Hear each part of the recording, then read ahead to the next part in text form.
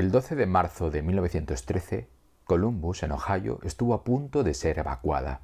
Aquella mañana había empezado a circular el rumor de que la presa que había en las afueras de la ciudad se había roto, dejando pasar millones de litros de agua. Hacia el mediodía alguien echó a correr. Después lo hicieron otras personas, luego otras más. En pocos minutos, todo aquel que se encontrara en High Street había echado a correr. Algunas personas gritaban: ¡La presa, la presa, la presa se ha roto! El miedo saltó de un cerebro a otro, como un virus, hasta que 2000 personas huyeron en estampida de Columbus al grito de ¡hacia el este, vamos hacia el este! Nadie se detuvo a pensar que la presa estaba tan lejos de la ciudad que ni una sola gota hubiera llegado a la calle principal. Nadie cayó en la cuenta de que no había agua, de que no había ruido, de que no había nada.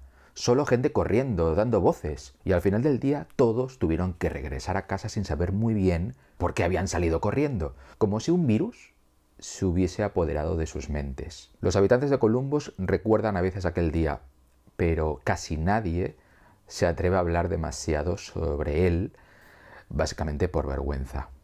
¿Qué pensaríais si os dijera que hay muchos otros virus mentales como ese? Virus que hacen que uno salga en estampida, o que incluso hace que decidas no tomar una medicina para erradicar una enfermedad.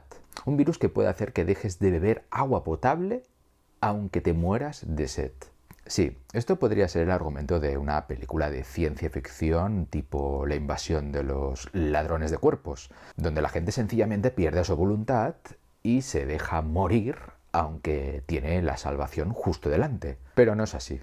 No hay alienígenas. Todo es fruto simplemente del funcionamiento de nuestros cerebros. Por eso hay enfermedades completamente prevenibles, como el sarampión, que ahora vuelven con mayor virulencia porque la gente sencillamente no quiere vacunarse. La gente prefiere enfermar o incluso morirse por desconfianza en las vacunas y por extensión por desconfianza en la medicina y en la misma ciencia. Ya sea porque vivimos un posmodernismo desatado a rebufo del mayo del 68, ya sea porque hay escasa formación en conocimiento científico y epistemología, lo cierto es que cada vez son más las voces que sostienen que las vacunas no son seguras, como cada vez son más los estudios que sostienen justo lo contrario, como si opinión pública y opinión científica fueran por caminos cada vez más divergentes. De hecho, esto es tan grave que la Organización Mundial de la Salud señaló en 2019 que indeciso a la vacuna estaba entre sus 10 principales amenazas para la salud mundial. ¿Pero qué les pasa a los antivacunas? ¿Qué tienen en la cabeza? ¿Quién o qué les hace pensar de esa manera? Es difícil de saber. Estamos ante una especie de virus mental, uno para el cual precisamente de momento pues no tenemos vacuna. Porque si bien quienes menosprecian el calentamiento global tienden a estar en la derecha y los de la izquierda suelen ser los que desconfían más de los alimentos modificados genéticamente, en el tema de las vacunas parece que no importa. Desde los hippies hasta los conservadores del Tea Party son personas que denuncian las vacunas. De hecho, según un reciente estudio, la gente confía más en las vacunas cuando gobierna el partido político con el que simpatiza, con independencia de lo que diga la ciencia. Y no estamos hablando de que los antivacunas son un pequeño puñado de gente ignorante. De hecho, muchos antivacunas están muy informados, aunque sus fuentes sean erróneas, básicamente YouTube, Facebook y webs que venden productos alternativos. No sabemos qué está pasando. No hay vacuna para este virus mental, al menos no una verdaderamente eficaz. Así que espero que esta charla sirva al menos para reducir un poco su avance, aunque sea solo un poco, recordando todas las vidas que han salvado las vacunas. Vamos allá.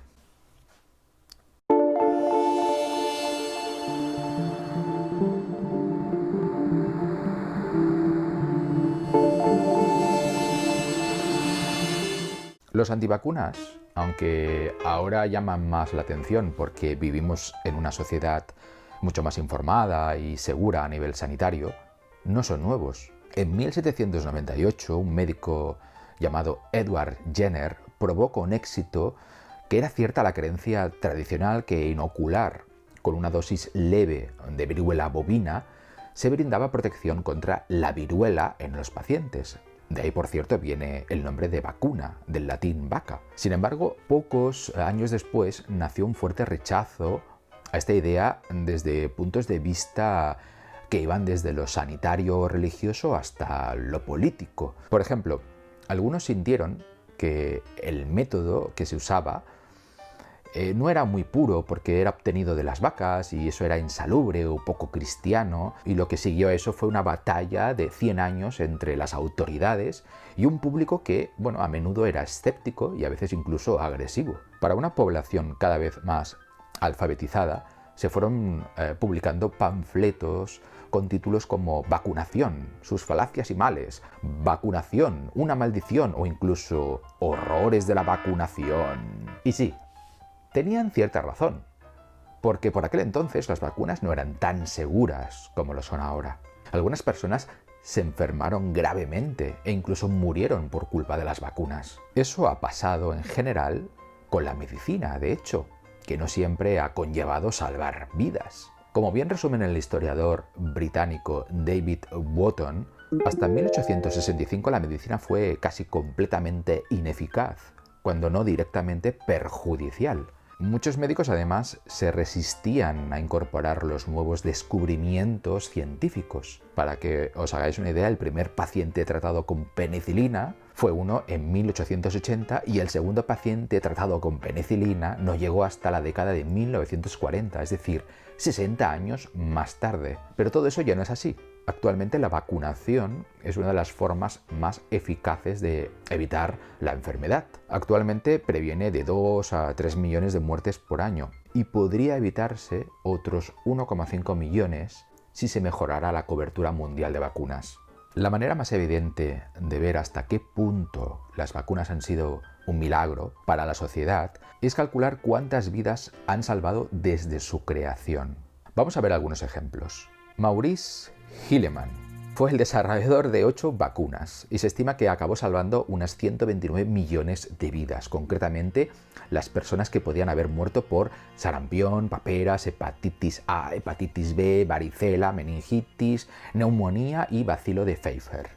Howard Florey desarrolló la penicilina, lo que salvó la vida a 82 millones de personas. Gaston Ramon desarrolló las vacunas para el tétanos y la difteria, lo que salvó la vida a 60 millones de personas. Así pues, solo en lo que se refiere a un puñado de vacunas, muy pequeño, podemos afirmar que se ha salvado un total de 271 millones de personas. Vamos a repetirlo. 271 millones de personas. Sumemos a esto 131 millones de personas gracias a William Fitch, que diseñó la estrategia de erradicación global de la viruela en 1970, Abel Waldman y Lynn Enslow, que descubrieron cómo clorar el agua, salvando así la vida de al menos 177 millones de personas más, y gracias a la mejora en la alimentación, la salubridad y naturalmente los avances médicos, la esperanza de vida en el siglo XX experimentó un aumento en todo el planeta, equiparable al que había tenido lugar en el conjunto de los 8.000 años anteriores. En el año 1900, un estadounidense tenía una esperanza de vida de 46 años, 46 años, y a finales de siglo ya había alcanzado los 74. Las mujeres en el mismo lapso de tiempo pasaron de los 48 años a los 80, casi el doble en 100 años. Y en otros países como Singapur, una mujer puede esperar vivir de promedio 87,6 años, más del doble que su bisabuela. Si ahora mata más el cáncer, la enfermedad de Alzheimer, la diabetes o la enfermedad cardíaca, es sencillamente porque antes había otras cosas que solían matar primero a la gente. Es decir, que si la medicina gana la batalla a una enfermedad, puede que aparezca otra asociada a esa victoria, que es básicamente el hecho de cumplir cada vez más años de edad, la peor enfermedad de todas, sin duda. Aún no disponemos de vacunas eficaces para acabar con los virus mentales más dañinos. Sí, tenemos la educación, la formación científica, la divulgación, los libros, los estudios, incluso humildes vídeos como este que intentan abrir algunos ojos que se empecinan en permanecer cerrados. Pero no son vacunas demasiado eficaces, solo son parches. Afortunadamente, sí que tenemos vacunas eficaces para combatir virus y bacterias que de otro modo habrían matado a cientos de millones de personas. Hubo un tiempo en que las vacunas no eran lo suficientemente eficaces, pero ahora sí que lo son. Y también son seguras.